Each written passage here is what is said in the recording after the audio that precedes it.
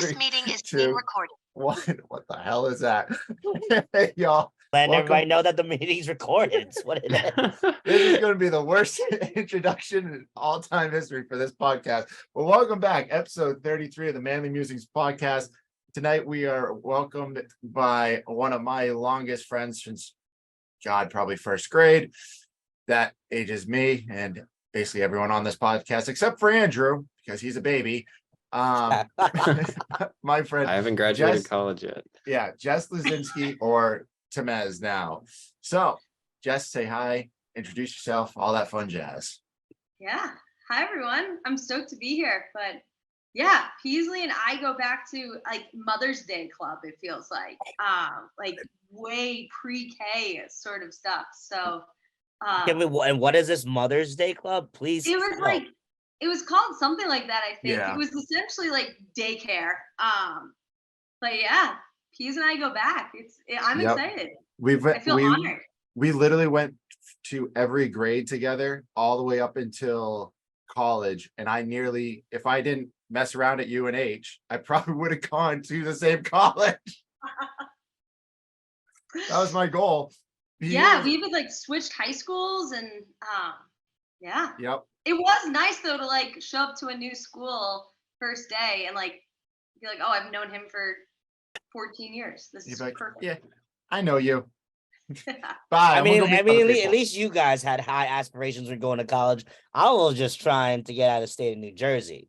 Like you all wanted to go to, those smart schools. I was just not smart enough to get. I was just happy to be smart enough to get into any school. So I went to the University of New Hampshire. No offense to all my friends and anyone that's gone to the University of New Hampshire, but that ain't no smart school. I had a thing. I wanted, even if it was like 1 inch over the border, like I wanted to get out of New Hampshire. So like, it didn't like I could have been like a half an inch over the border, and I would have been like, yeah, that's my school. Perfect. I think the only reason I went to UNH was business school, and then I dropped out of that after freshman year, and then was kind of like wandering, figuring out what was next. And I was like, oh, let's go to West Virginia, sight unseen, never been there. Like, this will be great. Oh, it was 3 years later. I had a blast and don't remember 95% of it, but that's okay. And now you are doing a podcast all about that place in West Virginia. Oh, yeah. Full circle. You meet a short Filipino guy that's like half your size. I mean, who taught me Zumba. Yeah. Who taught you Zumba, Oh yeah, that's a hidden talent of mine. The deep lore cut for the podcast, the Zumba. Yeah, I want us to watch a recording of Kevin teaching Zumba. You can find several videos on YouTube if you type in my name and the word Zumba. No, yes, you can. You can find at least 6. Zumba. Go ahead. Just let me know what you find. You're gonna find it like 5 straight down. First one you'll see is me doing it on the beach. Let me know if you see it. Kevin, I want you to know that if you type Kevin Cueva into Google, Zumba automatically fills.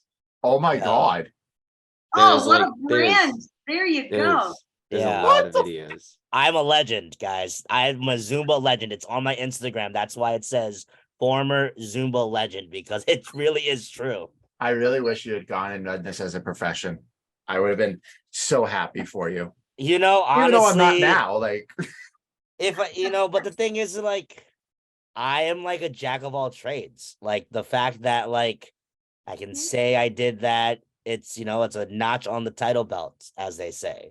That's good on the resume. Yeah, Zumba to CrossFit. He's a leader. Doesn't matter what he's leading, even if it's Zumba moms. And I will say, he led my big white ass into Zumba class. I don't know how that works. I was super proud of him. Shout out to Merritt. I think I remember I even got you a shirt as like a thank you for coming. Yeah, I got like everybody a bunch of shit. Out of all the guys that were there, I think I showed up to every class after Kevin told me about it, and I was only one out of like 5 guys. The rest was all girls. Yeah, and I'm like, wow. The numbers work for my favor. Yes. But and the thing is, like the time when I started doing Zumba, that was when Zumba started to like seriously like just skyrocket to the moon. And it was also the time when guys were not teaching Zumba. Guys were far from it. And I'd like to say I was You're a part of that. trailblazer. I was a part of that revolution of like, yo, it's okay for guys to be teaching Zumba, taking Zumba, and I didn't have to fit a certain stereotype for doing it. You know, There you I'm a go. dude, I'm a bro. Like I can talk sports with you, and I can, you know, do my Do thing Zumba. on the dance floor. You know, So so those are like the coolest people though, that just like have like unapologetically have their interests and are themselves. Like those are really the only people I want to be friends with nowadays. Like the truth. Well, Kevin's a own great your, guy. own your like that. space. I love it. Yes, I appreciate you. That's why we have very few friends nowadays. It literally just gets smaller, and you're like, all right, I like you guys. That's it. So you're good.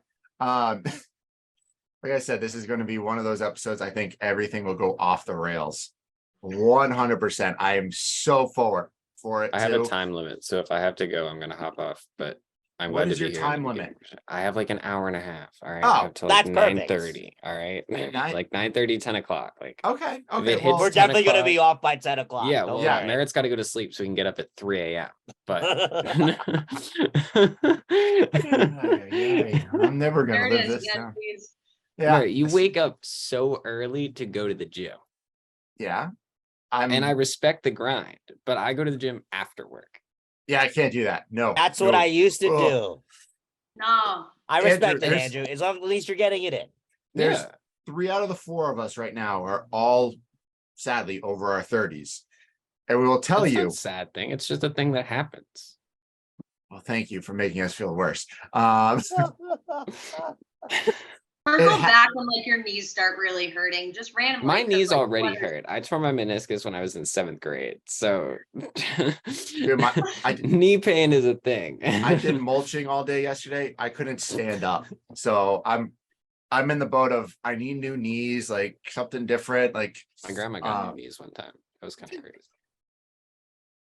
all right, so let's talk about the NBA playoffs. Holy shit. 30 minutes later. Gotta This love is gonna be it. a segue to no segues. It's gonna be a both- great episode to get clips on. I can't wait though. Oh yeah. Oh yeah, there's gonna be so many clips. Both teams that have the most wins in franchise history and most NBA championships are all gonna get swept straight up. The Lakers will probably get swept tonight. They play right now in like 10 minutes whenever It's about to ESPN start. decides to Yeah. play. And then tomorrow night the Celtics play the Heat in Miami down 3-0. I don't even know if I'm gonna watch it. No I'll point. have it on. I won't I'm- watch it, but it'll be on. I went to bed at the end of the 3rd quarter. I was like, you guys are losing by 30. What's the point of this game? I mean, it put me to sleep on my couch last night. That's how bad it was. Yeah. I just want to say, I'm sorry. I'm not even trying to rub this in for you Celtic fans, but I just cannot believe the traumatic downfall that you guys have got in this series. And I keep hearing rumors that like Coach Joe's job is on the line because of it. Oh, I don't want to hear that bullshit. The guy, it's literally his first year coaching. I think it's yeah. I hate all the Boston fans that are like that. Like He shouldn't- anytime something bad happens. Ah, That's every Boston fan. I know. I'll never I us give in New Joe York fans. We just hate our teams for some reason. yeah. Well, there's plenty of reason to why we hate our teams.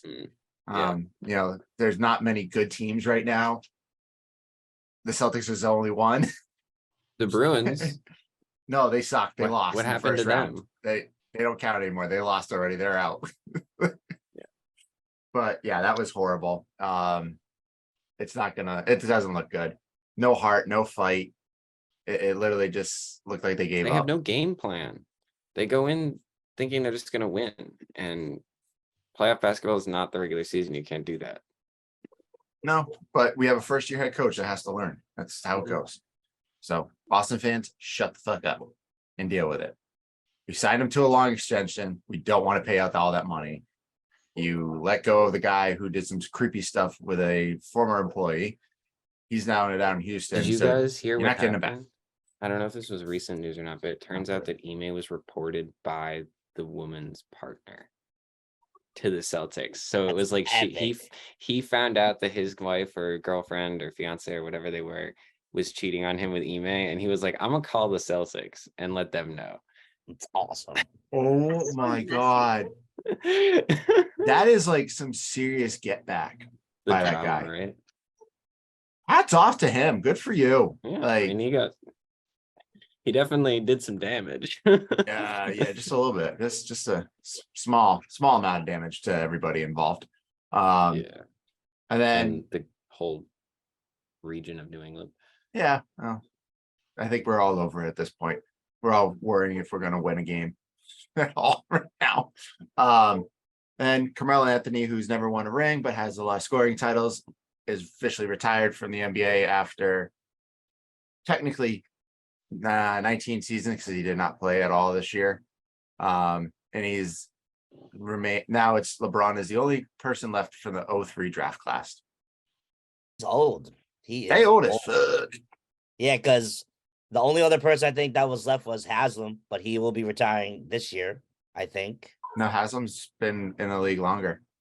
Has he been longer? He's been, I think, 2002. No, I could have swore it was the same one. Giannis has. Now I need to know.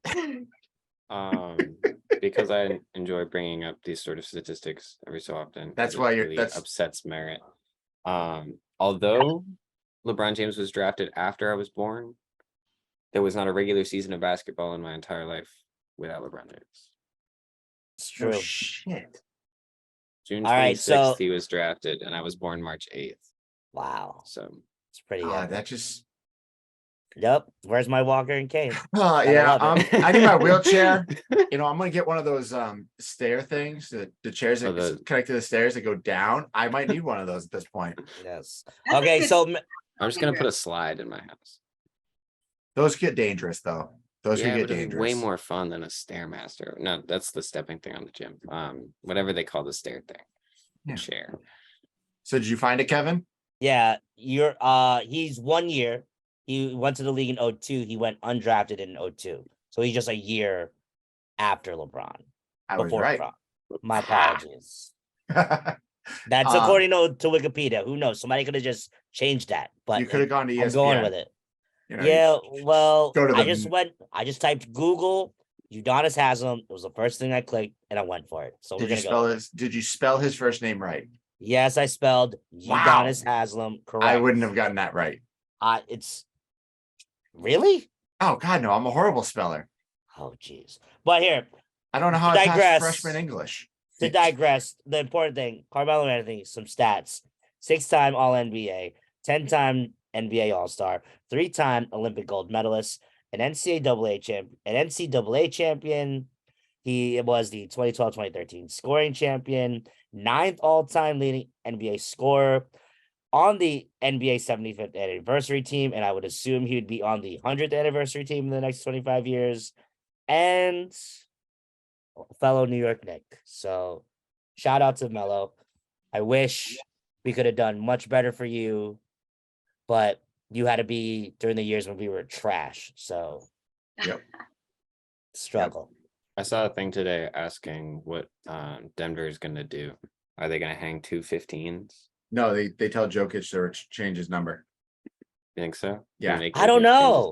If Jokic wins a championship, you would make him. No, if he wins a championship, then he keeps his number. But if they don't win, they say they lose in the finals and they retire Carmelo's number. Either he has to have the conversation with Melo, or Melo just says you keep the number. That's fine. And they retire his number, and after Jokic, it would be done.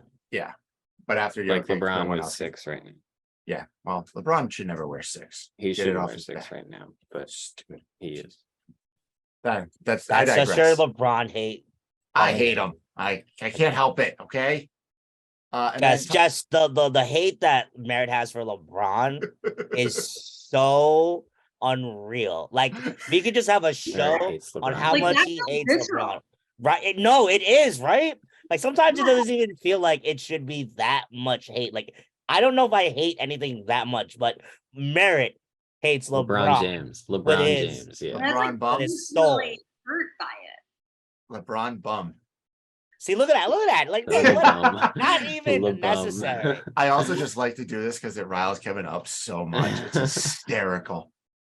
LeBron is a phenomenal player. I will always say that. I hate what he does on the court because he flops like a baby and looks like a fish out of water half the time when he does it.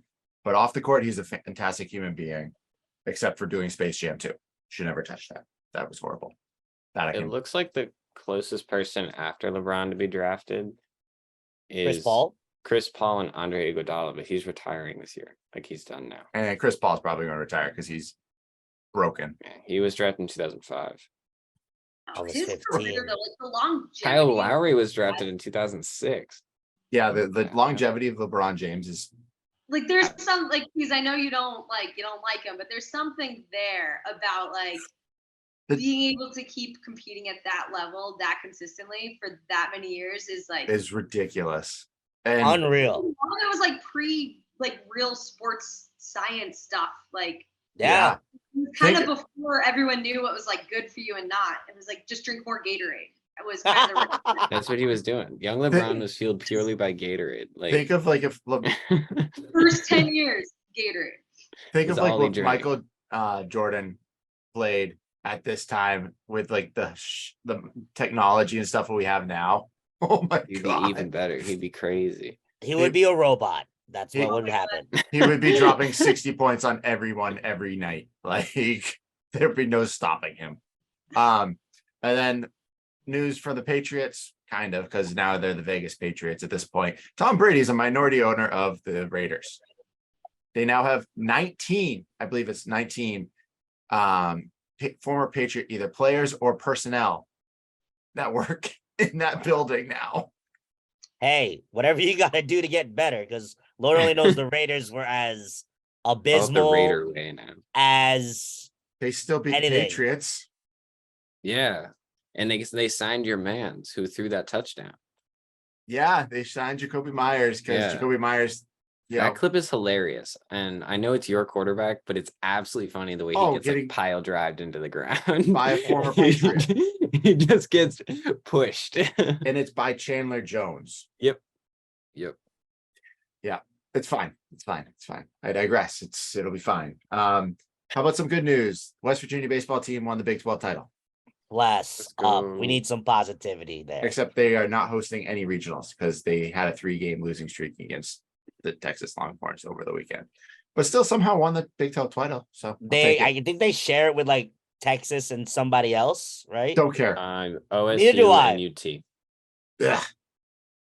Well, I mean, honestly, we get a Big 12 title. We could say we're Big 12 champs. They can make shirts out of it. Lit.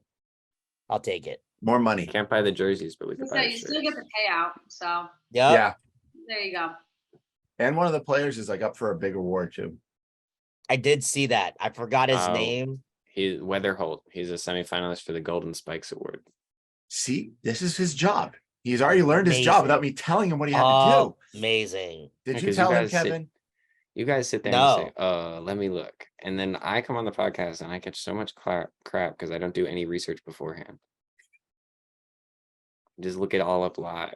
Well, that's what we want you to do. That's your new job. I'm sorry to anybody listening if I'm like saying names wrong or I'm not pulling up the right stats, but this is live. That's fine. We're live. It's just funnier when I'm not on the podcast and it's you and Kevin, and then I'm listening to it and going, wait, that's wrong. That's wrong. What are you doing? Why are you doing this? What are you talking about? Honestly, the way The best me and podcast are when it's Andrew- Kevin and I. Yo, honestly, you said you guys are gonna have to figure out how to do this without me, and we're like, Merritt, Nah. we already did it without you twice. We don't need to change how to do it without you, Merritt. All right. I love the Good luck. confidence that he has in like his like value of like, yeah, good luck doing this without me. Oh, I have no value. I have zero value to this team. Merritt's That's a our, lie. our symbolic leader. He's the tallest out of all of us. He's important. That's not hard to be when my dad was 6'8". Like, I was going to be Right. tall. Your dad is huge. I would kill to be 5'8", guys. Like, seriously, like 5'5". I didn't kill to be 5'5". Like, Kevin, no. people can Kevin, see all I me. wanted to be was 5'5". So I mean, like, and my dad's 6'2". So I mean, And your mom's tall too. my mom? Isn't she like 5? No, My she's mom's like 5'1". She's the reason why I'm 5'3". Like, Oh, my mom's Yeah. 5'8", so that helped me out a little bit. oh, I love it. Oh my God, I'm dying. We're gonna go way off the rails this Yep. episode. So let's just get through this it. next part of it real quick. Kevin, what are you wearing? Well, obviously, because we have That a jersey's soccer. nice. I like Thank that jersey. you. We have a soccer star I should on the pod. So I wore a soccer jersey, and I was gonna see if you guys could figure out what country I'm wearing. What's the I'll come in South? It's gotta be. everybody take a guess. I'll give South everybody a African guess. Football Federation. Okay, Saudi that's Arabia Merritt. football something. Okay, and then we got Saudi Arabia. yes. Okay, Andrew says Saudi That's right. Arabia, South Ooh. America. SAFF. Yeah. That is I think SAFF. South Africa, right? Okay. All right. So is that final answers for everybody? Yeah. Shout out again to the producer for being out here. This Yeah. is I knew they were Saudi doing- Arabia. This is Interesting. the kit that they wore for the last World Cup that happened. Yeah, that kid was So- clean. That kid Yeah. was good. So I remember when I went and got this, I was like, when I saw the new kits, I was like, first kit I got to get Saudi Arabia because it's fire. Interesting. Yeah. But yeah, that's my jersey of the day, first soccer jersey of the podcast. So we will start bringing these out more since, basketball season is going to be ending. And then baseball, I'm going to have to start finding some baseball jerseys to wear. So Women's World Cup's this summer. You gotta Yes. Yeah. lean And- into it. and their We will be kits, definitely covering the women's world. their Cup. kits Their that kits came are out nice. fire. Those are so- I think the Adidas ones though are Some so good. I'm a ones- huge Nike fan, but the Adidas women's kits. They know what to do with their soccer Adidas kits. knows how to do soccer kits. Yeah, that- Yeah, 100%. they came out with some good ones. My I wish, favorite one ever is they did it a couple World Cups back was Adidas's Mexico kit where they Oh, had yeah. it based off of the luchador mask, and it was of Rey Mysterio's mask that they had the sides on where it was Yep. based off of it. I thought I wish I could find that today. It's just They a lot of money on apparently- eBay. They apparently yeah. made one that for this past World Cup that they did not get to wear because they messed up the color schemes at some point. Where I think it was like their white jersey or something, and it has like the Inca and Aztec like logos throughout it, like symbols all over the jersey, and they weren't able to wear it because they messed up what their colorway they were gonna wear. I was like, that would have been the That's- dopest jersey to wear. Like, come on. It's insane. Like there's 100 meetings leading up to it of like, this is what we're gonna do. These are the color options. And like, how do you mess that up? I'm just gonna toss it in the air and say it's Mexico. Yeah. A lot of I mean, tequila. it is like it's a whole world sort of like event. So it makes sense that like some country is going to screw something up or some partnership isn't gonna end up Yeah. working out. Yeah. You know what I mean? Like that's like we run into like jersey issues in like the NFL sometimes. And it's like They run into that's jersey issues all over the place. It's one hysterical. country. And then I got just for you, Jess, the BU hat. Go Terriers. I saw that. I love that. I love this hat. The most formidable mascot, a little terrier. Boston Yeah. Terrier. My dad went to BU. He went there as a grad student. Though. That's Oh, pretty sick. cool. Yeah. I only knew one Um, other person went to BU. I think somebody Really from my cool. class goes there. I'm not 100% sure though. It's a big school. Yeah. There's a How lot many- of people there. Yeah, how many people go there? There's like 17,000 like undergrad, I think. Like it's massive. Yeah. That's nothing.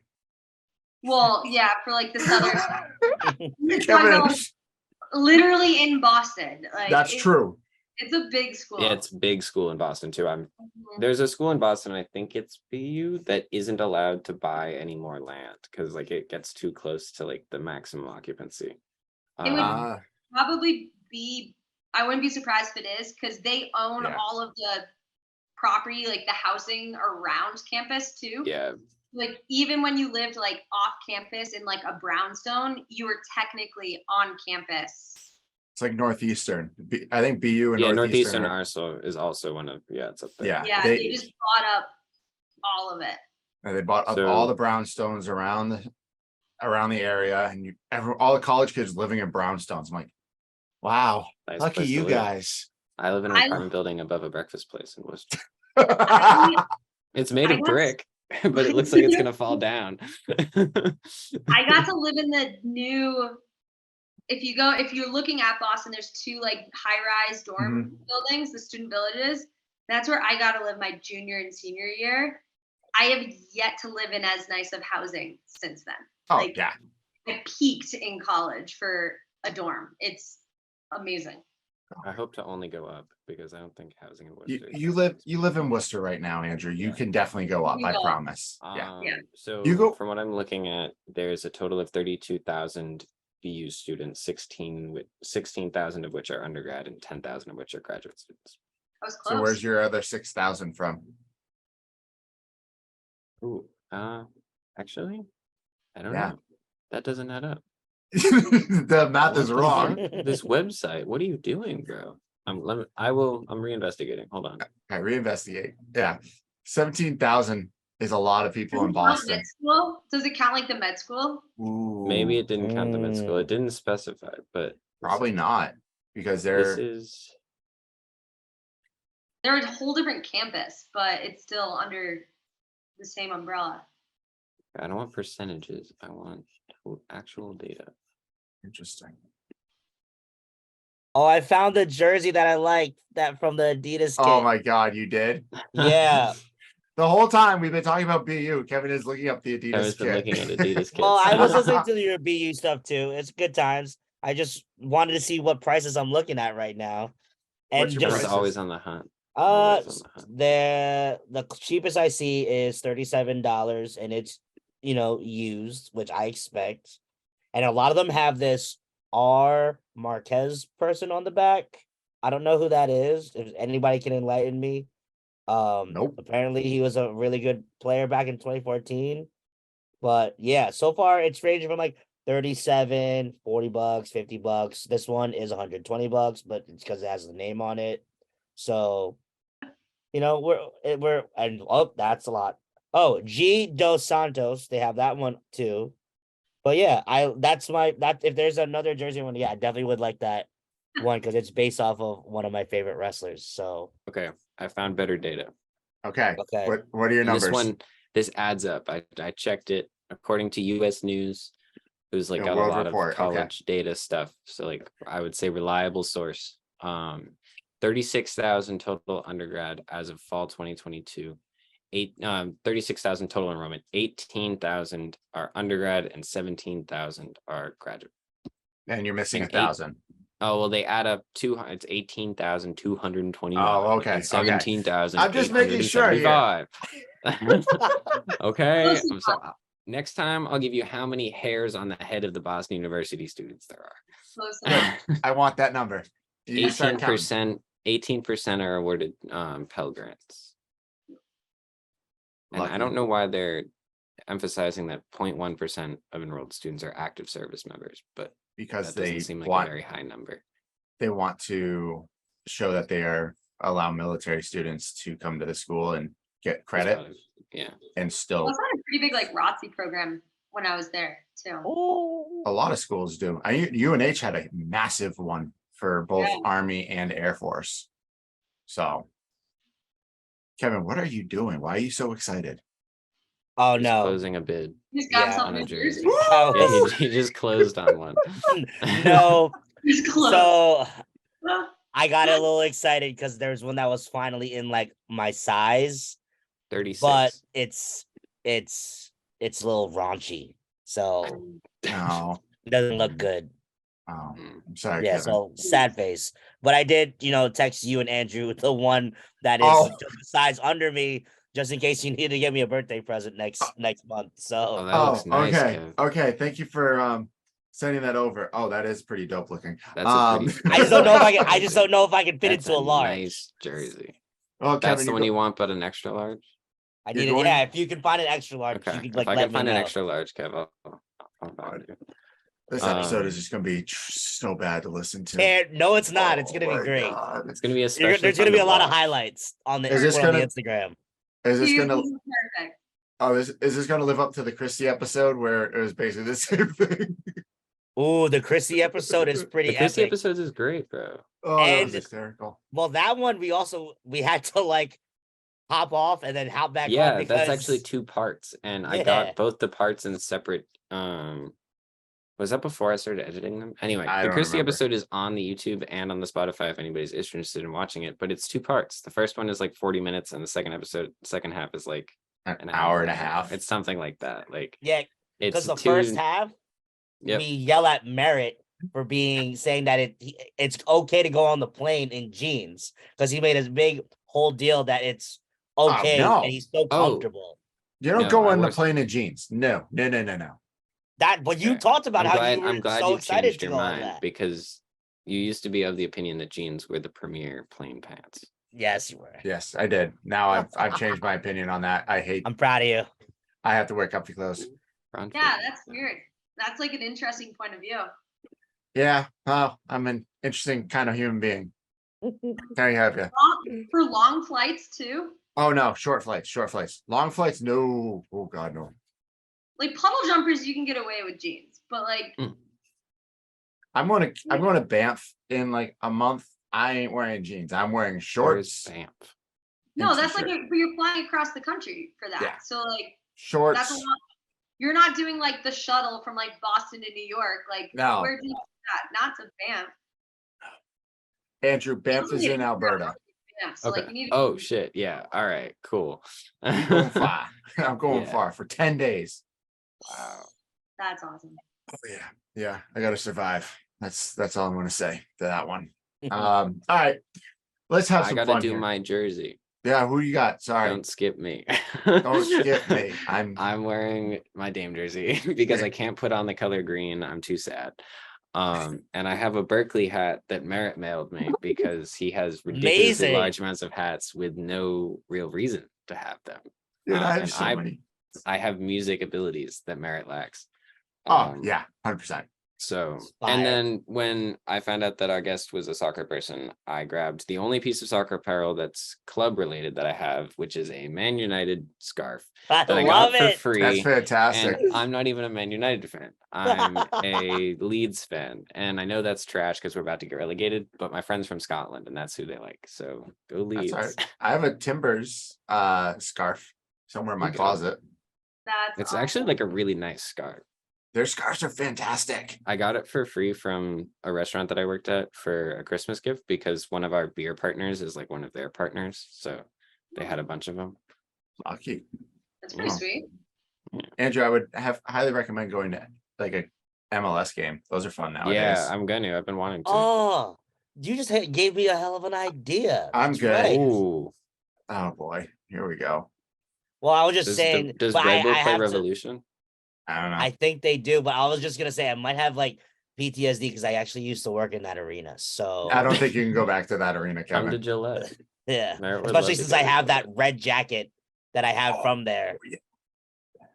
All right. Should we go through? Are we going to go down to Actually other do stuff? To our podcast. star, we gotta get We're to actually our gonna do the star. podcast. aren't we? That's what I was trying to get to, bro. So good. All right. So should we run down the long list of accolades that Jess has here? 100%. Yes. People gotta know. There's a lot, Jess. I literally went on your LinkedIn. I was like, I knew half of this, and then I saw the other half, and I was like, holy crap. Oh wait, Oh, real quick. I'm gonna jeez. intercut. They play August 30th. Okay, that's good to know. There's also one in July, but I think I'll be in the Czech Republic. So if I you will guys want not. to go without me, that would be cool. But No, I think in July I've got a couple things going on, so August probably be better. All right, cool. And me and Merritt are already going to the Liberty in July, so I don't know if you Woo! can handle seeing me twice. Yeah. Dude, Gotham. Go see Gotham. Oh, you're so yeah. right. Yes, they play that arena too. Oh God, so much that I gotta do. this so summer. many sports teams. And I think they're like top of the table right now. So like Yeah, they have Alex Morgan on there, right? no. No, Alex No, Morgan No, plays. Alex is San Diego. But they have Oh, like that's right. O'Hara, Christy Mullis, like Yeah. Lynn Williams Ali right now, like Krieger, the yep. best forward in the Margaret league right Cruz. now. and the ticket's probably like $20. All right, Probably. Merritt, I will take a Let's look. see. Merritt, I'll take a Actually, look. tell you how much they are. Okay, Gotham. If you type in Gotham, the first thing that comes up is a football team. Gotham FC. Let's I get want it. the roof tickets. Tickets. Buy single game tickets. If we Pride were to go to the night. game that's like next week, it would be like $18. Wow. Oh my God, $18. You can't even go to the We would- movie. No, we could go to the Red Sox for more expensive than that. We would pay Yeah, more. $18 is a ticket. We would pay more to park than the tickets. Oh, and their kit's clean as hell. What? Yeah. Their stadium's cool too. I like the MLS logo. is, yeah, awesome. it's legit. Well, like I guess we're going to a couple soccer matches At this year, least one. and then in 4 years, 3 years from now, The I'll be at Lakers are more. up, guys. They're winning. I don't want to hear that bullshit. Only up by 2. They're up by 3. I don't want to hear that. You're gonna lose. No, I have Alright. faith. I think the craziest NBA storyline is going to happen this year. 2 teams are going to come back 3-0, and it's going to be the Lakers and the Celtics in the finals. No, I it have won't faith. be. It's not gonna happen. Don't The even. storyline Just is stop trying to. insane. Just try. I will Stop will trying it to make into yourself feel better. existence. No one's I willing that. will. I will. If they win tomorrow, Andrew, I don't know what I'll say. I'll just be happy and Thank okay, me. whatever. If they win tomorrow night, thank me. 'Cause okay. I'm willing it into existence. Okay. Okay. I'll remember that tomorrow. I don't believe in like manifesting or anything, but I'm whatever that is, I'm doing it. You're doing a good job at it. Thank you. Thank you. I I'm think really that's trying. exactly what you're supposed to do. Kevin, you're gonna have so many clips. Yes. So many I'm clips so this excited one for a clip of episode. me to be on the internet. I don't believe in manifesting, but whatever that is, I'm doing it. I'll timestamp it. Oh my god. All right, let's go through this shit. So Jess Luscinski, a former BU soccer player, played for the Boston Breakers. That was big. And then transitioned over to USA Soccer as a coordinator for the youth national teams. I didn't know you did that, because I knew you did all the triathlon stuff and all that fun stuff, but I didn't know you did that. Yeah, I lived in Florida for a month and got to work with the U16 English men's team. And it was so much fun. The head coach was obsessed with Walmart. So just I took him there every day, let him buy all the Walmart American stuff. They were obsessed with Budweiser. It was Oh my god. so good. That is hysterical. It was a lot of fun. And then international games intern / international games temporary employee and young ambassador for the 2014 Youth Olympics for the U.S. Olympic Committee. That's a lot of words that say Olympics all over them. That's essentially when you're retiring and you just need people to keep you around. You just keep changing your titles and jumping to thing to thing. So yeah, the international games. So they essentially are in charge of logistics and operations for the U.S. delegation at the Olympics. So Cool. that's kind of that department. And then this is where I got to hang out with you for a night in Tempe. When you were at the triathlon coordinator for USA Triathlon. That was cool. That was fun. Yeah. That was a fun night. And then I think I woke up the next morning and actually went down to the event, but I was hungover. Yeah, I was too. I barely had anything to drink.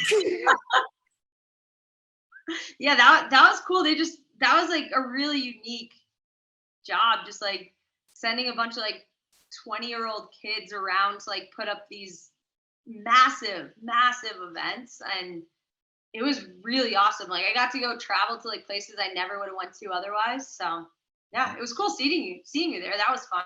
Yeah. All of a sudden, wait, you live in Tempe? Yeah, I'm here for 3 days. Okay, let's hang out. Love it. That was good times. That was when we were still young. We were young. Yeah. Yeah, I think that picture pops up every now and then on Time Hop or whatever, and I'm like, wow. I just look short in that photo. Yeah, well, It's like, you should. that's all that I think of every time I see that. I was like, oh yeah, he's like Yep. a foot and a half taller than me. Just stops like here, right about my bicep. Sorry, It's all Kevin's- good. Me too. Yeah, Me too. Andrew stops around my chin. I Like, think it's I'm a really little bit funny. higher than that. Like walking with I'm not 5'10". walking with Merritt and Andrew. It's actually it's like you have like they're all the way up here, and here I am like so. But you Right. can't lose us, Kevin. Whenever we go into crowds, it's very Nope. easy because we And we you work guys as like can a- find me, which is good Yeah. because God forbid I go off and get lost somewhere. No, Like- what we'll do is we're gonna tie a balloon to your backpack next time, Mhm. so Give 'em we a can glow find stick. you. But you're the one that has to carry the backpack. I wouldn't have a backpack for any Well, reason. we'll tie something to you so we can see you. Oh, jeez. Okay, fine. Yes, this will be hysterical, and this will definitely get recorded. It'll be in the wee eye. In the We Out Here series, another feature. I love it. Making sure we don't lose Kevin. In the big. Oh my gosh.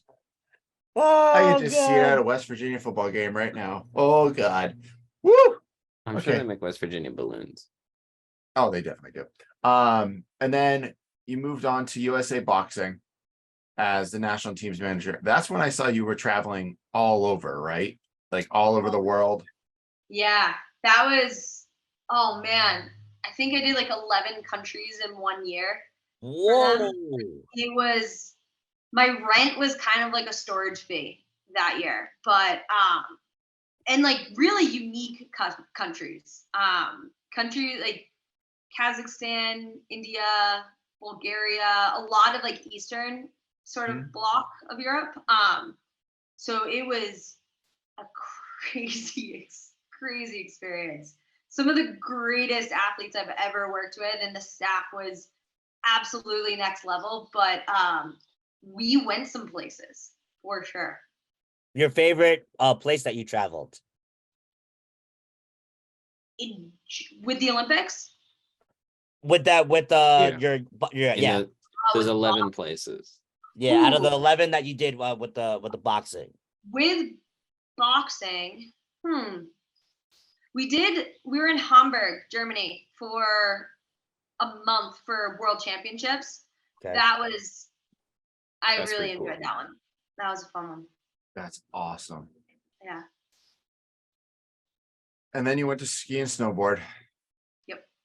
Now, did you get to travel as much there, or what did you? Traveled very differently. We went to like Switzerland and like Mammoth and Aspen, Colorado. So little different of like a travel schedule. But yeah, I did Sauce Bay, Switzerland, which was this amazing little mountain town where like there's no cars. You like take little electric like carts around. That's cool. That sounds Yeah, fun. it was like so much raclette, all like it was unbelievable. But yeah, so still traveled a bunch, but it was a lot different. That sounds like fun. Mhm. And being a skier yourself, that you had to enjoy that a little bit. Oh yeah, it was fun because you just like got to go to an event once everything was set. Like it was encouraged to like go take laps. And I'll never forget like the first POW day we had, I came into the office and I'll never forget like my boss looking at me being like, we don't know, like you go ski. And I was like, oh, okay. Like that's a cool like work-life balance right there. So That's Yeah. really cool. I've been That's really awesome. fortunate. Now, what was the best place you got to ski? Oh, that's a hard one. Switzerland was just really cool, but Mhm. it was early season, so conditions weren't very good. But we were in Mammoth one time. We literally didn't have a competition because it snowed so much, and the roads were closed leading up to the mountain, and we stayed right at the mountain. So it was like we were there, and we pretty much had one of the best resorts in America all to ourselves. It was like 5 feet of snow a day. It was crazy. So yeah, that was a really cool. I have a question. It's of the Yeah. same nature. So I've only been skiing one time. And when I got there, the first thing that I thought was, Jesus Christ, like this is just like I did a lot of like backpacking and like mountain hiking and that sort of things. Like I've summited mountains and stuff, and I've been like really high altitudes and been like, wow, this is like really cool. But I went skiing in Oregon and we got up to this mountain and I was just like this is unlike anything I'd ever seen. So as a skier going to these places, was there a place that you went where it was just like the next level, like you'd never, or were they all just like the best of the best places? Or like, so like the terrain. Yeah. Honestly, I live in Utah now. I'm pretty spoiled that like Snowbird and Alta are like 30 minutes from my house, and that is some terrain that like you can't just, you have to be paying attention. Yeah. They don't mark cliffs as well out here as they do back east. So it's like you just see like little kids just like go off 20-foot cliffs like it's nothing. It's unbelievable. So I would say like just even living in Utah, it's next level terrain out here. That's impressive. Because Yeah. I won't ski again. Probably not. It's not for me. I went to But I have- Gunstock like 3 months ago and I wanted to die. I It know, was, it's like skiing Pat's Peak and like Sunapee and the conditions were so bad. It snowed, and then the next day it rained and froze overnight. So Ooh. all you were on was ice, and I hadn't gone skiing since high school. So I'm like, oh, get back on the ropes. As we got going, I was like, all right, I can get this. And you kept hitting ice after every turn. I was like, I'm done. Like, Oh my gosh. yard sailed, almost crashed into the poles. It's like, I'm good. No more. we had a lot of athletes from the East Coast because truly like you get really good skiing that sort of terrain and you're technically so proficient at that point. So there is, I guess, a benefit of it, but it's cold. It's a different, it feels like a different sport out there, to be honest with you. All right. Then you went from all the Olympic stuff, all the craziness with this, to working at Backcountry as the manager of direct mail. What's the transition from Olympics to a regular 9 to 5 kind of office kind of feel? Yeah, valid question. When I was with the ski team, I really wanted to get into the marketing side of it. I wanted to transition out of team managing, which is more of those like logistics, operations, putting out fires, and move more into marketing. And the outdoor industry was an industry that I've always like been a part of growing up and being, especially from New Hampshire. It's just been ingrained in me. So it felt very natural of like if I was going to leave sports and the Olympic movement that and get into marketing to kind of transition to backcountry and get that as like where working in the outdoor industry. So yeah. Awesome. But yeah, that's a great call out because my path has been very non-linear and that was probably the hardest 90-degree turn. But I remember seeing that you post. travel so much. You can really only like, I hit a point where like I moved to Utah, but I didn't really get to ever explore Utah. And I wanted to be like present a bit more than like constantly in and out of a suitcase. And COVID happened, which was weird for everyone. And all of a sudden, like we weren't traveling and then we were testing and you're working 24/7 to get athletes. Like our competition season still went on. So it was a different beast. And I just kind of was ready to have some balance in my life. For the person that was all chaotic for every year that I knew her, balance was not part of your agenda. It's crazy. I kind of had a point where I was like, it'd be cool to like travel where I want to go and do what I want to do when I want to do it. Mm-hmm. That like became more enticing than traveling for work. So you wanted to be a normal human being. Yeah, it's cool. I like that. I like that. It's cool. I mean, that makes sense though. It Like when you does. spend like Yeah. a lot, like your resume, Jess, when I saw it this afternoon when I was getting ready, I was like, whoa. And I was just like looking at it and I'm like, you have probably traveled more than probably 3/4 of everybody who's like lived on Earth with your job probably. And you probably just, and I'm just guessing, you probably just was like, I don't need to just travel anymore. Am I right? Yeah, no, it's exactly that. Like it's funny because for a while you're like, oh, I want to get like the top airline status on and I did on United because we were traveling so much. Like ironically, Pease knows this, my father's a pilot for Delta, and I was like, ooh, I don't fly Delta, but like I'll fly United. That must have made Dad very happy. Well, I was like, I checked my bags for free. I cut the lines. So yeah, it was, I think the time that I spent in the movement, traveling as much as I did, and in the cultures that I honestly would have never traveled to otherwise. Like Kazakhstan was never going to be on my list.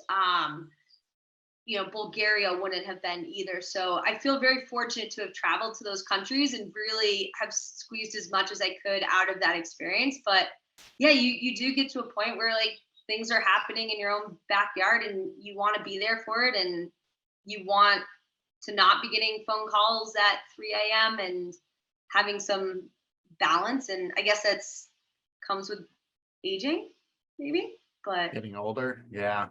Mature. I can only imagine your passport being so filled. Oh, I was on such a path. And then when I got married, I changed my name. So I got a whole new one. Oh, no. So now I have like 2 awkwardly filled passports. Like, but I do have, they have a stamp from Brazil did this where like if you come in or out of the country during the time that they held the Olympics and Paralympics, you have a specific like Olympic stamp on your that's passport. cool. That's cool. Oh, Yeah. cool. I remember I was like, oh, go get that though. Like you don't have that at the station, that's fine. I'll wait. Like I can wait in customs for an hour for this. Like I want that stamp. I would definitely do that. Need that stamp. yeah. I came here for this stamp. This is part of it. Like I get this, Yeah. right? So That's really cool. And now you're over at Sundance Holdings as the marketing manager, right? yeah. So it's Sundance Catalog. So it's the same company that does like the film festival and Oh, the cool. resort and all that. So yeah. Nice. Yeah, you've definitely traveled and gone all over. And I don't even know what else.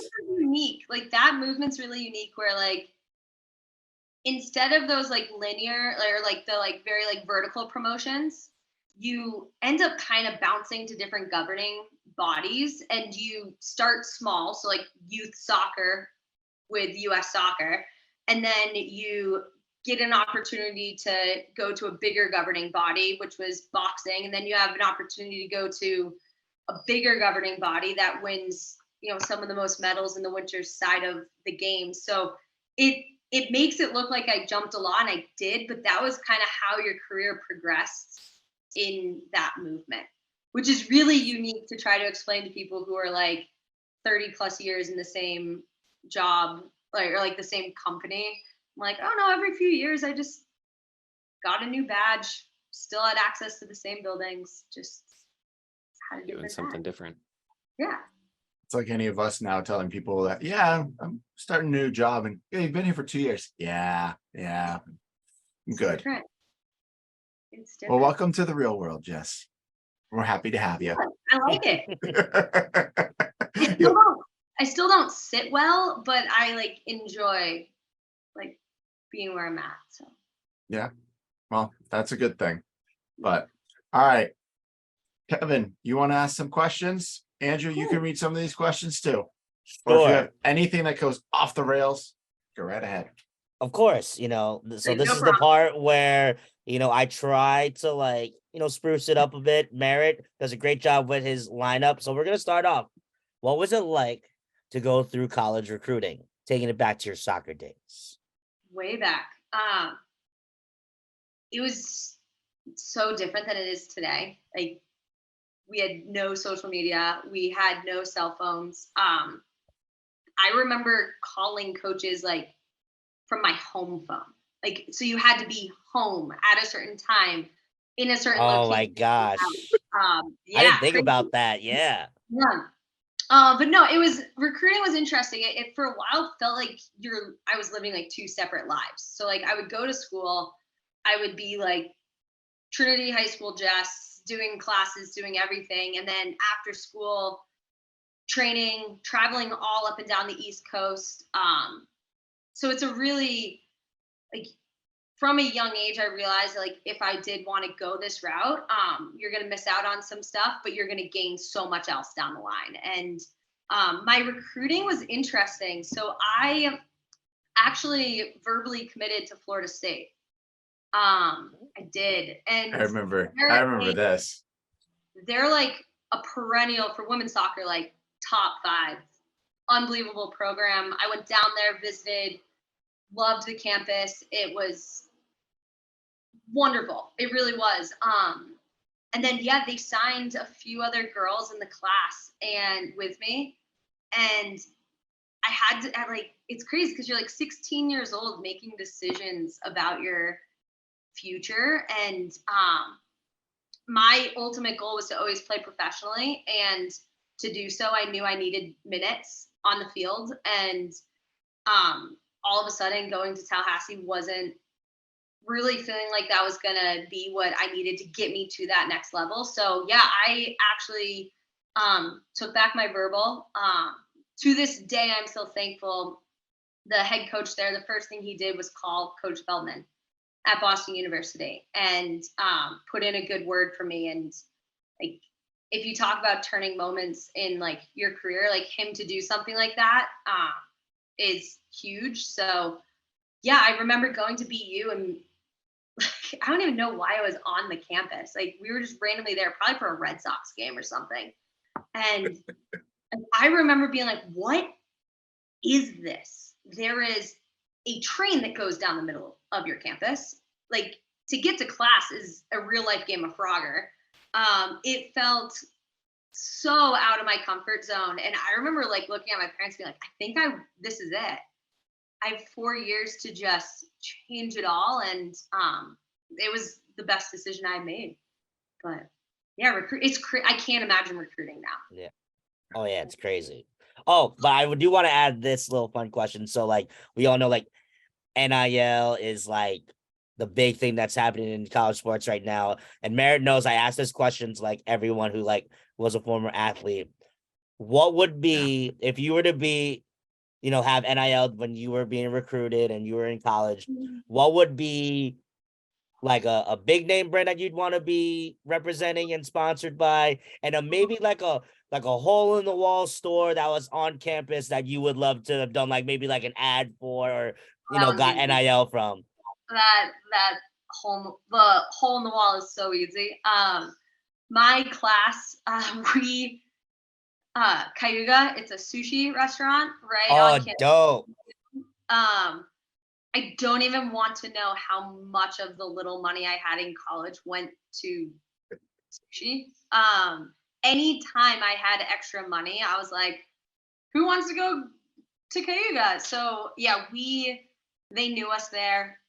We were just obsessed with that place. So I would for sure, they would be top on my list. Big brand.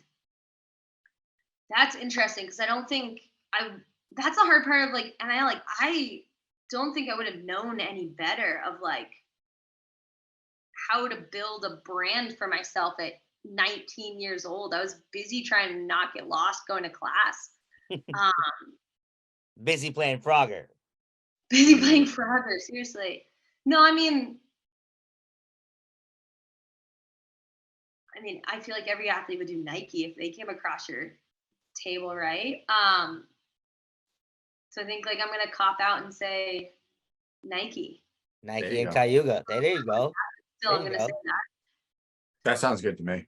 That'll sound good to me. I think a lot of people have always chosen like the brand that they're gonna play in, and then like something like Cayuga. Yours is my favorite so far because Cayuga is a little hole in the wall. Because I know if I were to ever, I would at least try to get me like a grocery, so like maybe they could pay for my groceries, get free grocery, you know, or if there's a gas station, yo, free gas for every time you come to the station, like little practical things when you're in college, right? And BU's on campus like food was insane. So like the only thing we really ate outside of the dining hall was Cayuga. So yeah, that would essentially make all my dining free. Well, lucky you having good dining hall food. We did not have that at West Virginia. No, definitely not. We had the opposite. Clark's it was very so bad. It's so bad. I spend way too much money on tacos because there's a taco shop like right next to my dorm. Like college food now. So I've heard from some places that it's good, but it's generally not good things. Andrew, you can ask the next question, sir. Okay. Or if you want to pick from the list, or do the thing. Yeah, there's no order to them. She has majority of these questions, so she okay. was So prepared. I have a question that I want to ask, but I'm going to ask this one first because it's somewhat like more related. What's your favorite memory from playing soccer at BU? That's such a tough one. I've been thinking about that. It's like, do you go on field? Do you go off field? Is it like favorite game? Favorite goal? Shoot. I think like when I guess I'm gonna kind of cop out and not give like a single moment. When I think back to like my time in college, it's my junior year. There was something about that season, it was insane. We broke like every school record that existed. We had I think it was like the second longest NCAA shutout streak. Like we went unscored upon in conference. It was the like actual tangible talents like on that team was unlike anything I've ever played with. But I also think it was like the most like genuine fun I've ever had playing in my career. I freshman and sophomore year was like kind of just sitting there learning and absorbing, and junior year was the first time for me to take like a step from like a leadership standpoint and dip my toe a bit in the like taking ownership of like leading the front line and things like that, and not taking free kicks and stepping up in that way. And it was also the year that I had the most fun playing soccer like in my life. So, but we do have to say favorite goal. Senior year free kick against Boston College. Oh. From like 25 yards out over the wall. Like it was a dream. But yeah. That sounds good. It was also Boston College. You just like want that. Oh yeah. I wonder, is that goal on like video anywhere? Probably. Oh, I'm gonna have to go find it. It may be. I think it was like, I don't know. I would have to look, but I sure hope so because it was. I'll tag you in a clip if I find it. Perfect. Andrew, what's your other question? So complete hardship from soccer. What was it like running the Boston Marathon? Man, it was so fun. I mean, running that far wasn't really that fun in general, but like I having gone to Boston University, having watched Marathon Monday every year, I knew I wanted to run the marathon at some point. The only catch was I didn't want to have to qualify because all I wanted to do was run Boston. And to qualify meant that I would be running another one. And then fundraising was some of the fundraising teams are like, it's a lot of money that you're asking kids that are like just getting out of college to try to like fundraise and do. And so that didn't really feel like a super viable option. So I had a former colleague who is part of the BAA, and they get a bib every year. And 8 weeks out, the person who was supposed to run with his bib number called and was like, I haven't been training, I'm backing out. And I don't even remember typing my response, be like, no, I'll run it, like acting so casual about it. So the first day was the longest I had ever run in my life. I did like a 10-mile run and was like, okay, 16 more. This is going to be a long 8 weeks. So yeah, but I'm also like glad I only had 8 weeks, because it could be like all consuming for 8 weeks. And running it, I was in Colorado. So like I trained at altitude. Oh, Running helped really well. It was like, the city's absolutely amazing. It's unlike anything else. And to have my parents, I put them in Kenmore Square. And with Ethan, who I'd only been dating for like, I don't even know, less than a year at that time. So like, I was like, hey, here's where you guys need to be in like 4 hours and have fun. And they had like the best day ever. And it was so cool to kind of go in there and see them and knock it out. That, like, the marathon's amazing. I don't want to run that far ever again though. I don't blame you. That's a lot of running. Question on that. What was like the mile point where that hurt the most, if you can recall back? It was, and where were you, if you remember? Maybe you can tell us like where you were in Boston when you were running. Almost self-inflicted. But I got to Heartbreak Hill and I felt great. I had no business feeling great. Like the Wellesley section was a bit like tough. I had to kind of gut that out. The Framingham section too, but I got to Heartbreak Hill and I was like, this isn't a bad. I got this. And as I'm running up, there was a group that they were like handing out beer to runners. You did not do it. I remember being like, hell yeah. Sorry, I don't know if I'm allowed to swear on this, so I apologize. You're fine. We drop F-bombs all the time. Like, I remember grabbing it and I like got it and just smelt it and immediately was like, no, like I've run 17 miles and this is going to ruin me. So I ended up just like giving it to someone else randomly, like down like the way. But that was a moment, because then I had to that kind of took the wind out of my sails for a second. But yeah. And still kudos to you, man. I have a lot of friends that love. I have so many friends that love to do all this running shit, and I'm just like, I can barely go up the damn stairs. And like, now you guys want to talk about doing 26 point? Is it 26.2? Am I right? 26.2. Yeah. Less. I bow down. I hit my goal for the race was like, I couldn't set an overall pace I wanted to hit because I only had 8 weeks to train. Like, I was doing no speed work. I really just wanted to finish, but my goal was my last 5 miles to be faster than my other miles, so that I didn't bonk. I kept going. Heartbreak Hill's part of that, and I did that. And the last mile, I'll never, because they put a line that says 1 mile to go, and I just remember being like, the faster I run this, the quicker this is all over.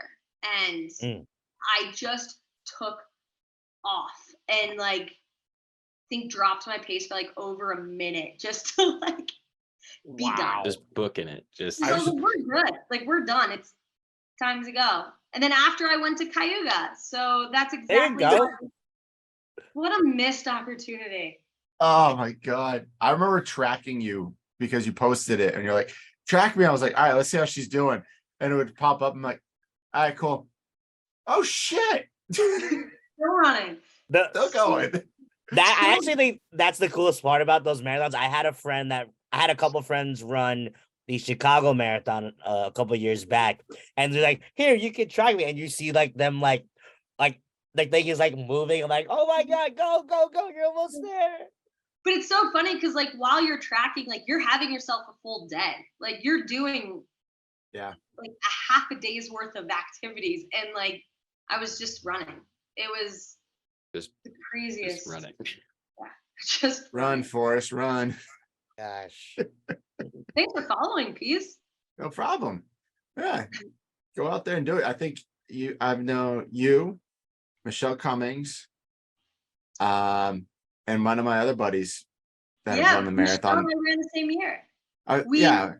We rode the same bus. I had not seen her in God knows how many years. And we got to the place where like they picked up like you go to in Boston, they bus you out. And her and I were standing right there and I was like, Michelle? She's like, yes. And I was like, do you want to ride the bus with me? And like it was perfect because you just spent what would have been very anxious hours just like catching up on life in the past like 5 years with someone.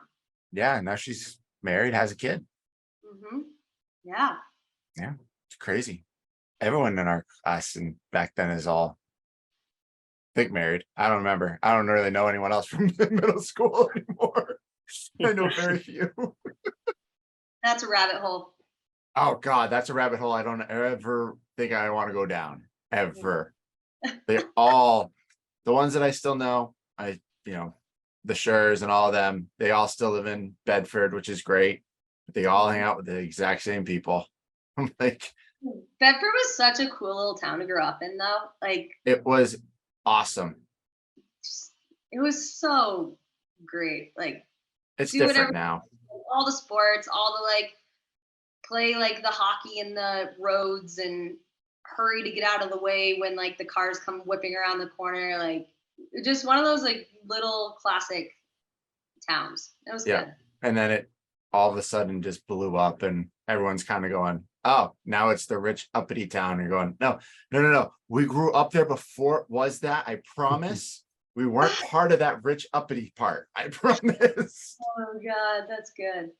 All right. So I want to ask this one because I remember the day, like I remember you getting excited for this. Like I think we were talking back then about it, but like what was it like to get drafted in a fit and be on the team that you wanted to be a part of since you were a kid? Really cool. I think you're right. When I was 10, I went to a Breakers game. It happened to actually be at Nickerson Field. And that was when, like, I'm a huge believer of, like, if you see something, like, then you know that it's a tangible thing. And I remember looking at my parents and being like, I want to play professional soccer. And my dad's like, okay, start running more. Like, we'll get you there. Like we will help you however you need, but like do the work. And the draft was pre-televised. It was pre like Twitter. It was pre everything really. And I was traveling. I remember the day I got drafted. I was traveling out to Kansas City for the All-American banquet. And the draft was going on. So my dad actually asked the pilot, like, hey, when you go past, like, can you get periodic updates from the towers on the women's draft? And they're like, yeah. So like I'm sitting on the plane, I'm hearing nothing. And I'm like looking at my dad. I was like, can you like go talk to the pilot? And he's like, he's flying. Like, no, I can't. I was like, okay, well, I want to know what's going on. And when I landed, I got a call from my assistant coach, and she was like, the Breakers took you. And I mean, this was women's soccer. It was small. I didn't have an agent. You're not doing like interviews with teams. You are just, they call your college coach. Where like you may go. There's a few mocks. But to get the Breakers, that hometown where I grew up and like where the dream started, it was unbelievable. Like there's no other job that will ever give me that feeling and that moment. And I just remember looking at my parents. We're in like this tiny little rental car, still trying to like figure out where we're going to get to the hotel. And I just remember looking, I was like, we did it. Like we did this. And it's the truth. Like they were at every single game, and they sacrificed so much, and my brother did as well. And it was just really cool to kind of look at everyone and be like, nothing was for waste. Like we did this. And it was, yeah. Then like I had a few teammates that were out there. My coach was out there, and like was out until like 3 a.m. just trying to be like, holy smokes, like this happened. Like it was so cool. That's awesome. That had to have been a cool experience for sure. Yeah. Kevin, you want to ask the next one? Or Andrew, you got one? No, actually, I gotta go. Okay. It's been great. Just it sounds like you had an amazing career and an amazing evolution of interests and role positions and stuff. And I'm really excited to actually listen to the rest of this and hear the answer to the rest of our questions for you. So thank you for letting me be part of this. And I'm sorry I have to go. It was I wonderful will to worry, be be here. buddy. back probably next Yes. week or the week after, y'all. Peace. Enjoy your Bye, summer. Andrew. Bye, Andrew. Talk to you tomorrow. Yes. And now there's 3 of us. Oh, So back to yes. 3. I will definitely ask this next question. I almost thought I had another question, but You probably do this, somewhere in your bank. if it worst comes to worst, I'll bring it back.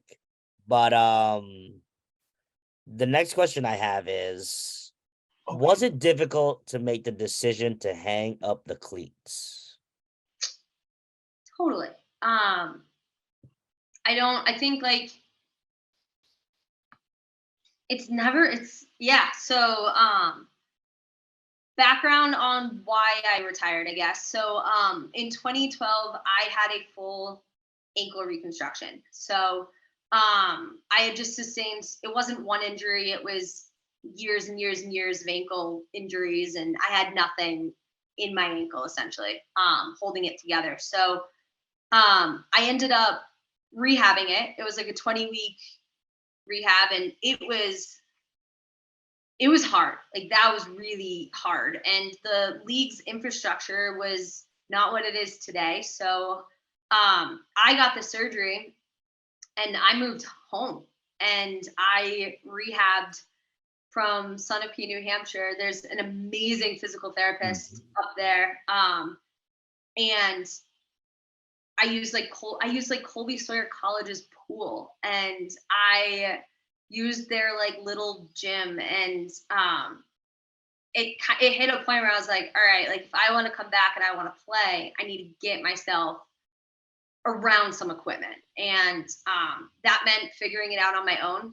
Our contracts were only for the season time, so I was out of it. And I went out to the Olympic Committee, took the internship, but was like, oh, I get access to this gym. That works out really well. And yeah, I was essentially working full time as an intern, and I was working full time rehabbing my ankle. And I had a colleague who played professionally in Iceland, and when I finally got cleared, she's like, let's go play. And unfortunately, my first game back was an indoor game, and I broke my other ankle. And surgery ankle felt great. But at that point, I was about 2 weeks from returning to the season. Like contracts were signed. Like I was leaving, I was going back. And just the infancy of the league and how it was set up, like it became a pretty harsh business really fast. And that's what it is. It's a business. And it hit a point where like I remember just sitting down and being like, if I go back, am I going to get the care I need to finish out like my new rehab? Am I going to be worried about, am I going to financially be able to do this? Am I going to enjoy this process and like coming back? And it just hit a point where I was like, no, I'm not. And I think one of the wonderful things about like having gone to BU is you go to a very difficult academic school. So you leave with a degree that has also taught you something. And I was so fortunate that I was out at the Olympic Committee, and I looked at them. I was like, so instead of turning my badge off in 2 weeks, like, what are our thoughts about like me just sticking around? But yeah, it was like, no, the decision was impossible. I was thousands of miles from, my family. I was about to be homeless, about to be jobless, in a matter of days. And I had to give up on the one thing that I knew I still had more that I wanted to achieve. So I don't regret it at all. Like, it was the right decision. But it does give me, like, I do have a lot of empathy for any athlete going through the thought of retirement and those that have the injuries. And it's tough, and because it's a business. And at the end of the day, you could try to act like it's, this nice, wonderful, like, happy-go-lucky thing. It's a business, and there's money involved. And yeah, so I just started traveling the world. Traveling the world right after. I think you got the good end of that stick for that one for sure, Jess. Well, But you mentioned it, like, you basically went back to the Olympic Committee, said, hey, I'm not leaving. What can we do? How did you get to that point? Like, you signed your contract with the Breakers, and then all of a sudden you're interning out in the Olympic Committee. How did you go from that to that? Well, so the contracts that you sign are like really only for the playing year. And I don't know what it is now. And I think having the Players Association, there's a lot more player protection in place. And so yeah, I mean, when the season ended, it was kind of a like, cool, we'll see you guys in March. And you had from that September through that March to do what you needed to do to get yourself ready for the next season. And I ended up applying for an internship. I had a former teammate who also had interned out there, like, randomly. And she's like, yeah, like, it's a pretty cool gig. Like, you get paid, you live in the dorms, like, you get a lot of really cool apparel. I was like, you know what? That's great. And for me, getting access to their gyms and their training facilities was crucial to getting myself rehabbed through my ankle injury.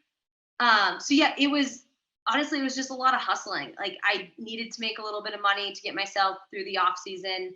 I knew inherently that being an athlete is such a, it becomes just a transient job. And what happened to me, like, I was out immediately. Like, I was in and I was starting, and then all of a sudden I was gone and my contract's gone. And I knew that if that was ever to happen, I needed to have some sort of resume built up. And the Olympic Committee was like, it was such an amazing turn of events for me to be out there. And I didn't plan it that well. It was an accident.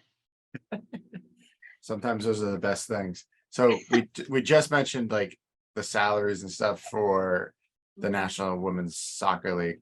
Up until it looks like literally last year, the average salary was $22,000 a year, with a max player making $200,000 a year. Now the minimum salary is $36,400 per year. The salary cap per team, I think, is 1.1 million. That's not a lot of money. That's not.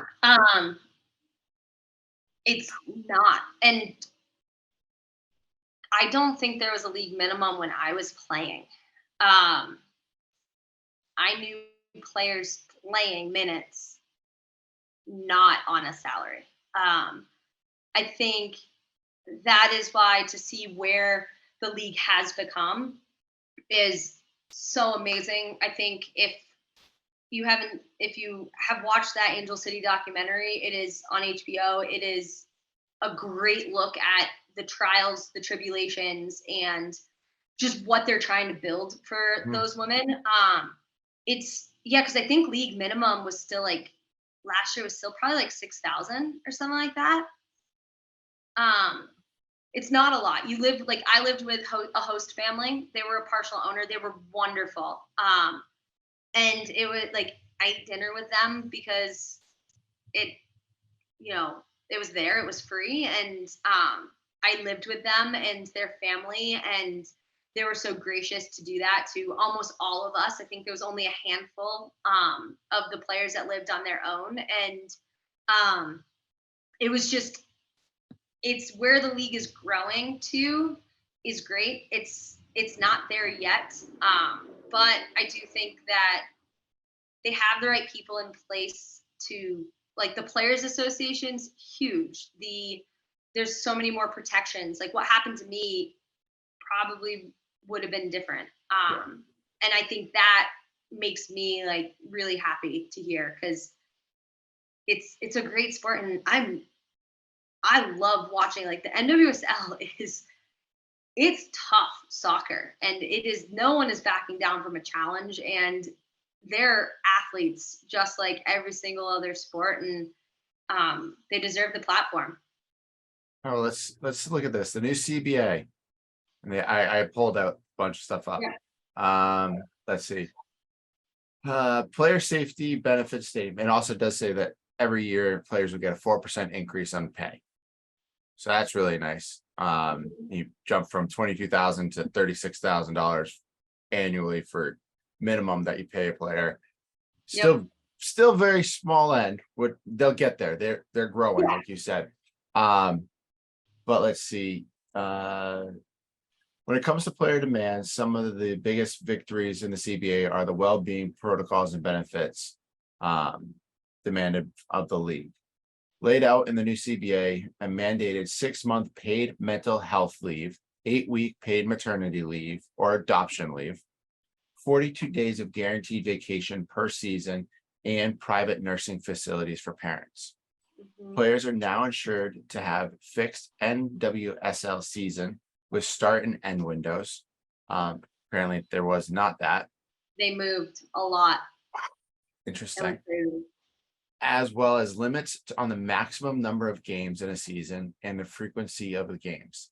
There will be a 7-day vacation week in the summer.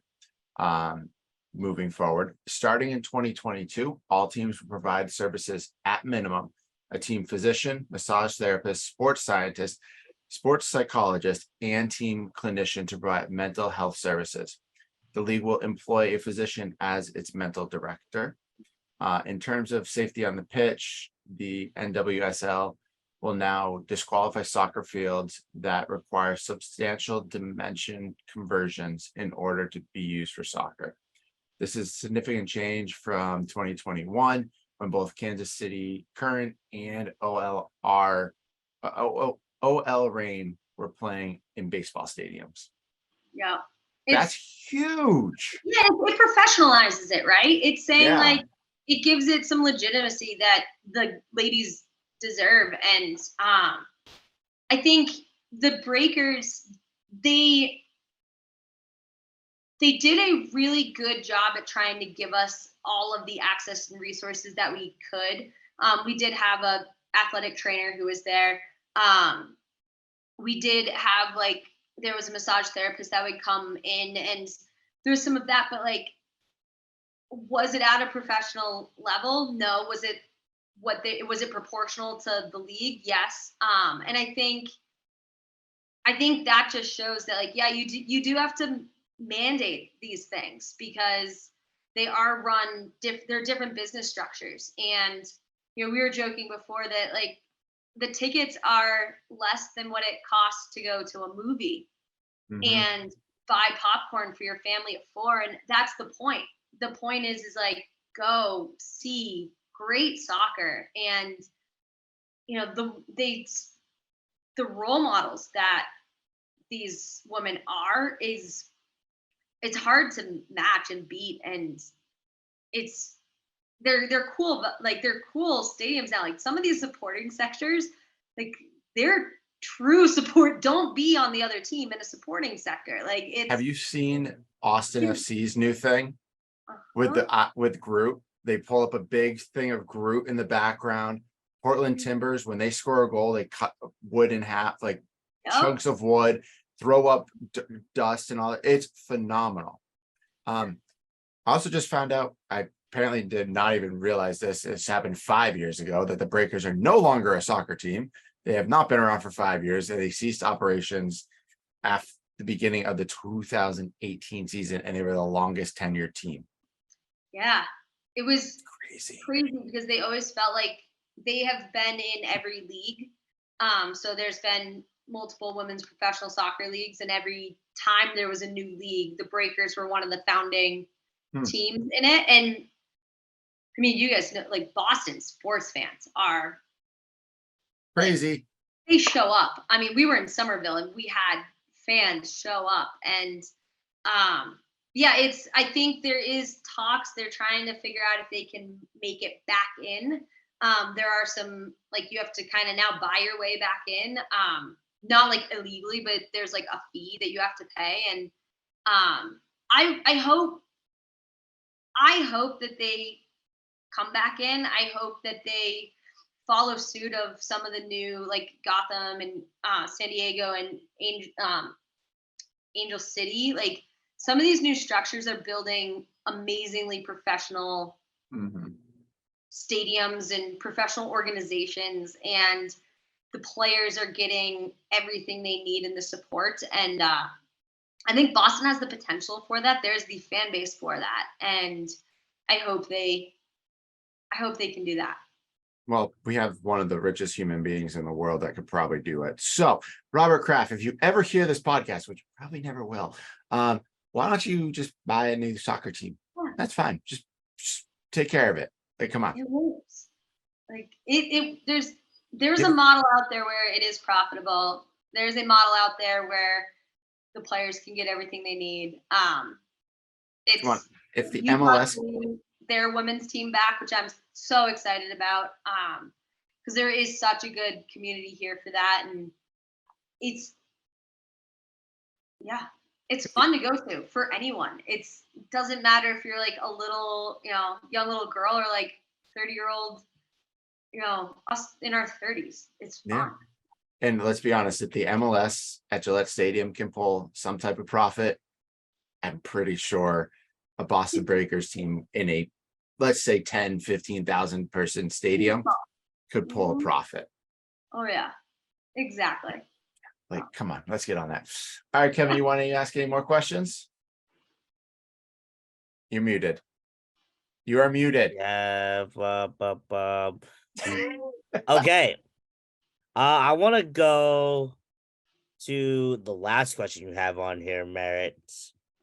Jess, do you still play a little soccer from time to time now?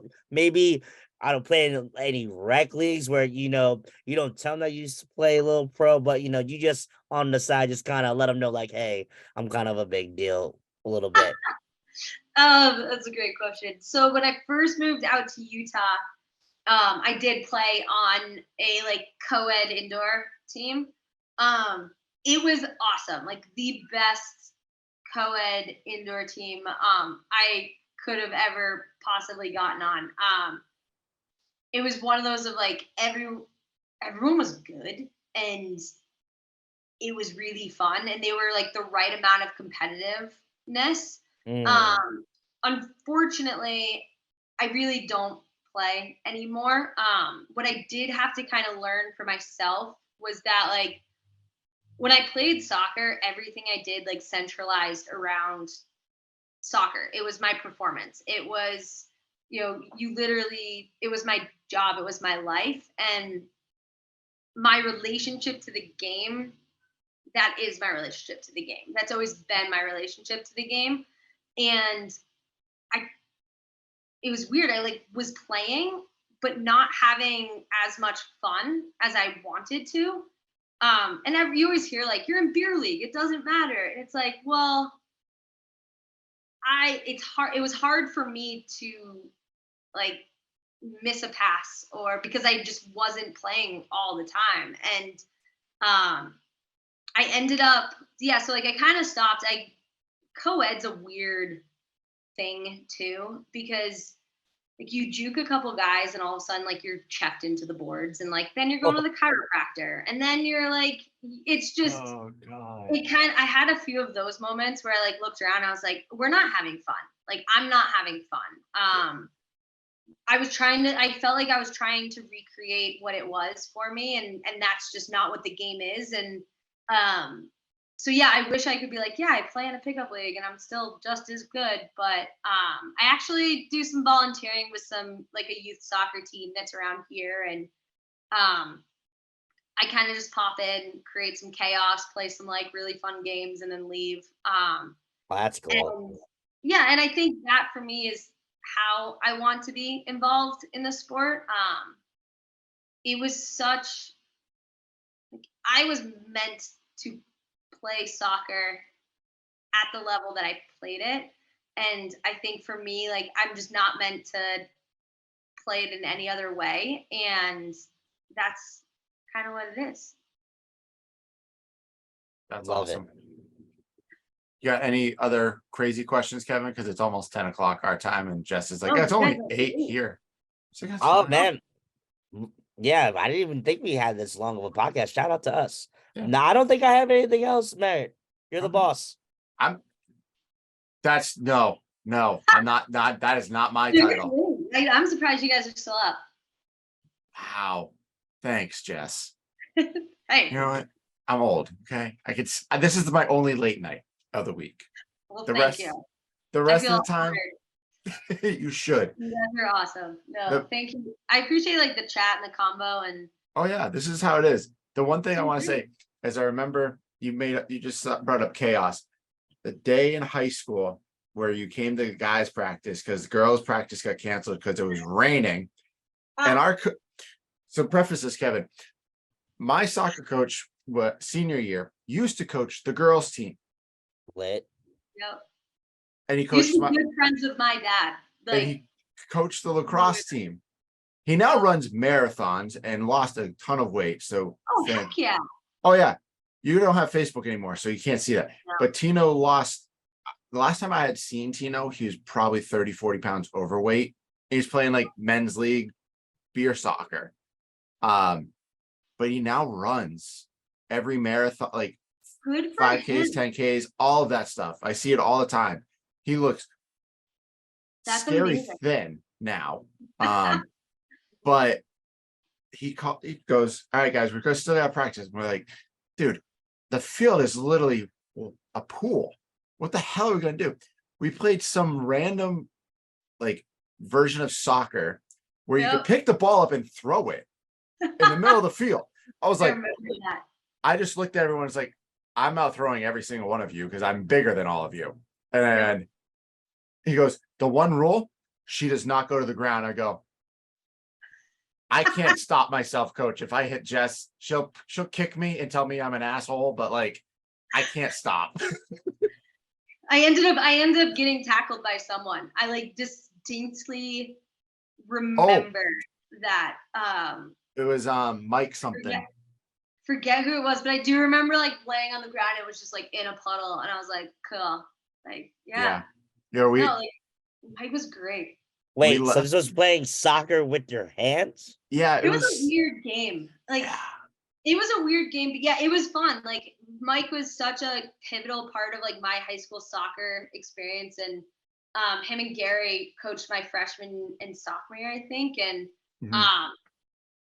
they were like, they deserve a lot of credit because they'd look at me and be like, all right, everyone, like you have to go run this 2 miles, and they'd be like, Jess, you have to do it in under this time or you're running it again. And they really knew my goals, and they were like, go, we're going to help get you there. So yeah, practice with the boys a couple times. Tino he was like, you guys, she's going to kick your ass. And we're all going, yeah. I literally looked at him. I was like, coach, I've known her since I was this tall. And I know I'm this tall now, but like she's kicked my ass in soccer since then. I'll kick her ass in every other sport, but not this one. Like I can't. That's so good. Good memories. I love it. So much fun back in high school. Yep. And then my all the God, craziness. you guys talking about high school. I'm like, man, that's such a long time ago. Dude, It's we have our 15-year anniversary coming up.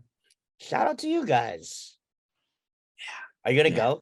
I actually talked to my old friend, Matty Bow. He goes, I asked him, I was like, you go to this? He's like, maybe. I'm like, are you? I was like, I gotta go to a wedding the week before. Maybe I'll go. Maybe. Where is it gonna be? It's in Manchester. It's October. I'll look on the Facebook group. I'll tell you. Yeah. At least you guys have high school reunions. Got rid of Facebook a while ago, and it was like the best thing I've ever done for my mental health. Like, I barely look at it. The only time I don't even get notifications from it. The only time I look at it is like randomly in the middle of the day. I'll just like click on it. I'm like, all right, cool. And then I'm off of it. I just don't. Are we talking about what? Anymore. Facebook? Yeah. Facebook is so like irrelevant for us right now. It's the only time you ever look at it is if like you are looking, maybe you got like a cousin or like a family party. You get reconnecting. High school reunion. Yeah, that was the last time I looked at mine. Was they were trying to do something for our 10 years, but like they needed us to pay money, and we're like nobody wanted to do that, so they canceled it. And I remember we found out that whoever the hell was the president of our like school, they used whatever money for the 10-year anniversary and just had a party with their friends. Well, Kevin, I'll be honest with you. I was class president. Shout out to you.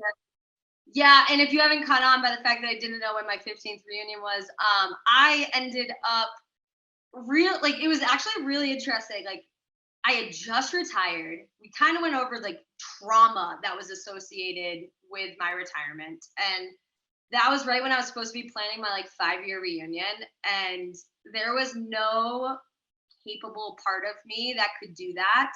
And so yeah, I like at that time I like pretty much reneged, and I was like, hey, if you guys want a reunion, if you want anything, I don't live there anymore. Like, I'm out west. My parents don't even live in the area anymore. I was like, so I felt like it was crazy. I was in my 20s, and a decision I made when I was like 16 to run for class president was like haunting me. And I just was like, what? Like, I felt like I let everyone down. I was like, I have never failed at anything, but I failed at being a class president. And then I was like, wait, Jess, like, high school shit. Stop. Like, it was unbelievable. And I think, yeah, part of it was like taking a step back. Like, I handed out like cupcakes and was like, I'll plan prom. And I didn't, like, you're 17. You don't know that like then you're on board for the next 50 years. So I gave myself a little grace, to the chagrin of probably some people, but yeah, I didn't care at all until all of a sudden this year people were just like posting about it, and I was like, what is this? And it's like, oh, okay. I like literally remember just being like, just go to a bar. Like, just go to a bar. Like, go to a barbecue place. I've never gone out in Manchester. Don't.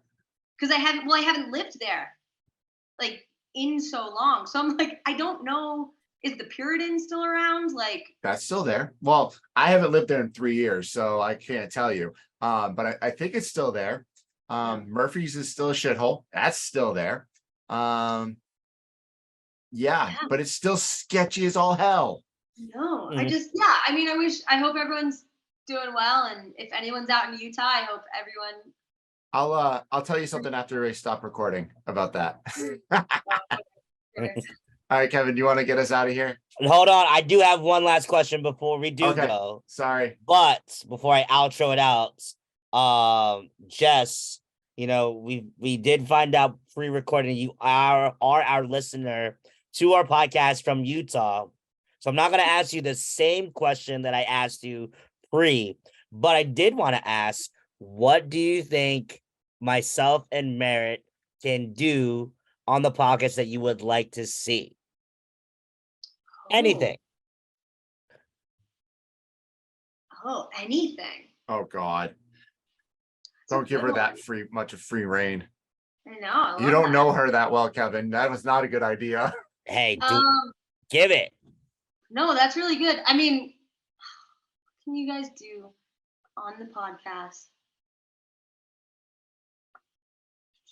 I'm trying to think. This is It could tough. be an episode idea. It could be guest idea. I mean, There's- I asked people ideas. Like one of the ideas that was given I to me do- was, go ahead. I do think during, I'm just going to keep plugging my sport. During the Women's World Cup, there needs to be like a World Cup recap. Merritt, Like they did during this World Cup.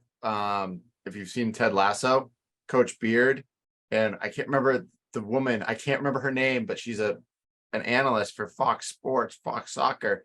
They did a podcast after every really? Friday. It was That's amazing.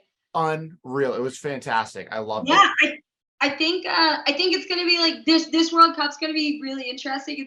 It's gonna be close. There's a lot of other countries that invested a lot in their teams. There's a lot of injuries, a ton of injuries. Like more injuries to top players than ever before. So it's like gonna be a good one. That's what I think you guys should do. Just like a little segment. all right, Merritt, I got it written got down. that down. Perfect. I That's wrote all it. I got. So I'm assuming it is outro time since it's 10:05 and Merritt needs to go to sleep. You guys, yeah. Yeah. All I'm right. old. Word. Shout out to Merritt for being old. But yeah, it's outro time.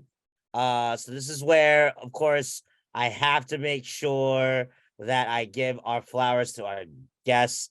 Jess, it was a pleasure for you to come on all the way from good old Utah.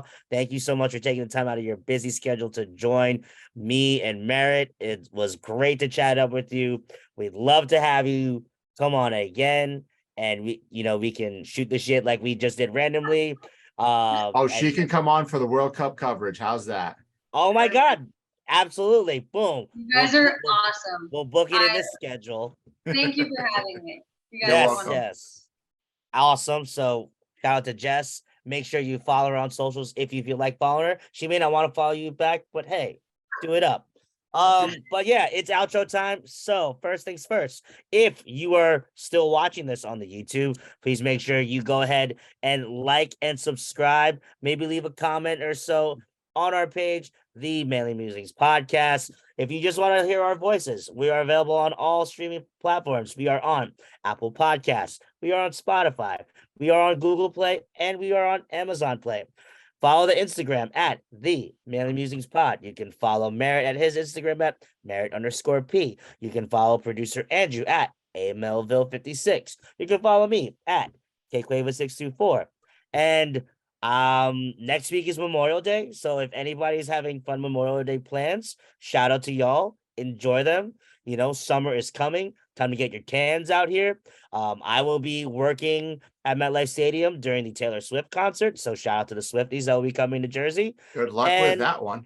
Yep, that's going to be just hell on earth. But we're going to be out here. Follow the stories for any updates. And that is what I got. Peace, y'all, and happy Monday.